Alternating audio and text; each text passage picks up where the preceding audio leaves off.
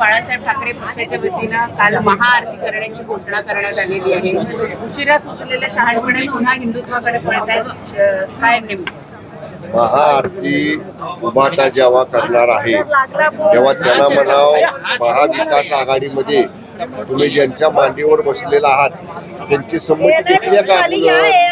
एका बाजूला म्हणायचं आम्ही महाविकास आघाडीमध्ये आहे, एका बाजूला महाविकास आघाडीची सगळी धोरणं, सगळी सूत्र, सगळे विचार त्याला पाठिंबा द्यायचा. आणि आता जेव्हा लक्षात आलं की हिंदू आपल्यापासून बाजूला चालले, तेव्हा मग आता पुन्हा ते सावरायचा प्रयत्न, त्याच्यावर पांघरून घालायचा प्रयत्न, अशा पद्धतीने एक महाआरती करण्याचा टीव्हीवाला प्रयत्न ते करतायत. आज अरे असं आता देशातल्या हिंदूंनी ओळखलेलं आहे की त्यांचं जे हिंदुत्व आहे उभाटाचं हे वेळोवेळी बदलणार आहे. महाविकास आघाडीमध्ये सरकार स्थापन करताना ते बाजूला ठेवायचं, पुन्हा आता जेव्हा लक्षात येते हिंदू मतं आपल्यापासून बाजूला चालली, हिंदुत्ववादी लोक आपल्यापासून बाजूला चालली, तेव्हा परत एकदा आता आम्ही महाआरती करतोय, प्रभू रामाचं स्मरण करतोय हे दाखवून पुन्हा हिंदू मताला आकर्षित करायचा प्रयत्न करायचा. याचा अर्थ ही धरसोड वृत्ती आहे. हे ठाम नाहीत त्यांच्या विचारावर. सत्तेसाठी त्यांनी कसल्याही तडजोडी 2019ला केल्या. आता त्यांनी जे केलंय त्यापासून त्यांची सुटका नाही होणार. हिंदुत्ववादी मताने, हिंदुत्ववादी लोकांनी हे पक्क ओळखलेलं आहे की हे धरसोड करणारे लोक आहेत. हे कुठलेही उभाटाचे लोक ठाम विचार घेऊन कधी जात नाहीत. साहेब, मुंबईमध्ये गेले 2-3 दिवस खूप पाऊस पडतोय, सातत्याने दुर्घटना सुद्धा होताना दिसत आहेत.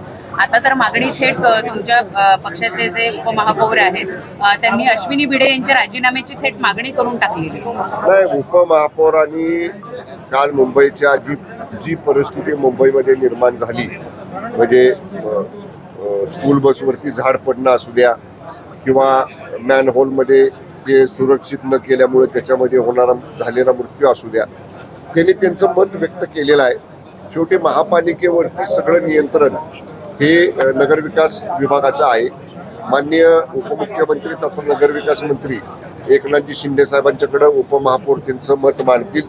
आता उद्या परवा 2 दिवस सुट्टी आहे, त्यावेळी उपमहापौरांची माननीय शिंदे साहेबांची भेट होईल आणि माननीय शिंदे साहेब सुद्धा त्याच्यामध्ये लक्ष घालतील आणि जे कोणी दोषी असतील त्यांच्यावर नक्की शिंदे साहेब कारवाई करतील.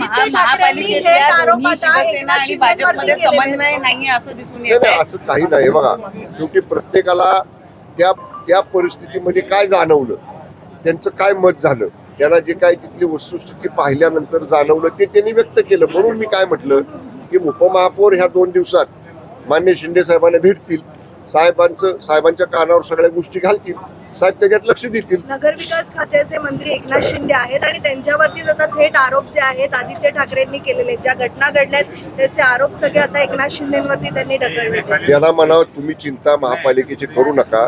तुमच्या ताब्यात महापालिका असताना काय काय दिवे लावलेत तुम्ही महापालिकेमध्ये, ते जर आता उघड करायची वेळ आली तर तुम्हाला निश्चितपणानं त्याचं उत्तर देता देता नाकीनऊ येणार आहे. तुम्ही आदरणीय शिंदे साहेबांच्याकडे बोट दाखवू नका म्हणावं. अत्यंत चांगल्या पद्धतीचं कामकाज जेव्हापासून साहेबांकडे नगरविकास खातं आलंय तेव्हापासून पूर्ण देशामध्ये चालू आहे. उलट माननीय साहेबांच्याकडं जेव्हा नगरविकास खातं महाविकास आघाडीमध्ये होतं तेव्हा तुमचा किती हस्तक्षेप होता. तुम्ही कसं महापालिकेत येऊन बसायचा, तुम्ही काय काय अधिकाऱ्यांना परस्पर बोलवून सांगायचा.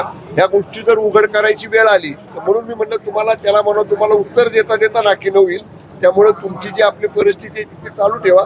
आम्ही पूर्ण मुंबई महापालिका असेल, राज्यातल्या महापालिका असतील, नगरपालिका असतील, यांच्यावरती आदरणीय शिंदे साहेबांचं बारीक लक्ष आहे आणि निश्चितपणे त्या सगळ्यांवरती नियंत्रण साहेबांचं आहे. कालचं बच्चू कडू यांचं एक वक्तव्य जे आहे ते कुठेतरी महायुतीमध्ये विष कालवत आहे की काय असं आहे. त्यांनी असं म्हटलेलं आहे की जे भाजपला जमलं नाही ते शिंदे साहेबांनी एकट्याने करून दाखवलं. हे बघा, आम्ही शिवसेना म्हणून कधीही आमची तुलना कुठल्या पक्षाबरोबर करत नाही, करणारही नाही.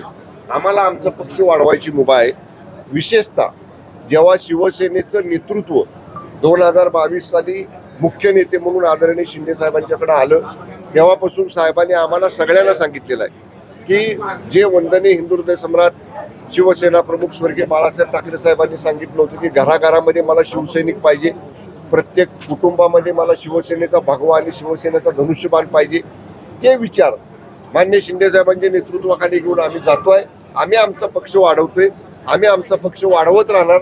लोकांना, महाराष्ट्रातल्या, देशातल्या जनतेला शिंदे साहेबांच्या नेतृत्वावरती विश्वास आहे आणि म्हणून लोक साहेबांच्या नेतृत्वाकडे आकर्षित होऊन आदरणीय शिंदे साहेबांच्या नेतृत्वावर विश्वास ठेवून सगळे लोक शिवसेनेत येत आहेत.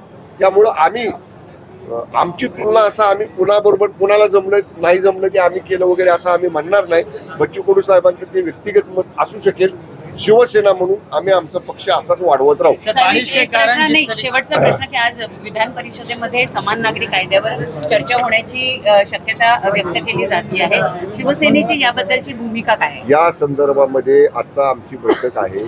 आम्ही त्या बैठकीमध्ये या प्रस्तावावरती जर प्रस्ताव सभागृहामध्ये आला तर त्याच्यावरती कोणी वक्त्याने बोलायचं आणि त्या संदर्भामध्ये काय भूमिका घ्यायची हे आमचं आता बैठकीमध्ये ठरेल.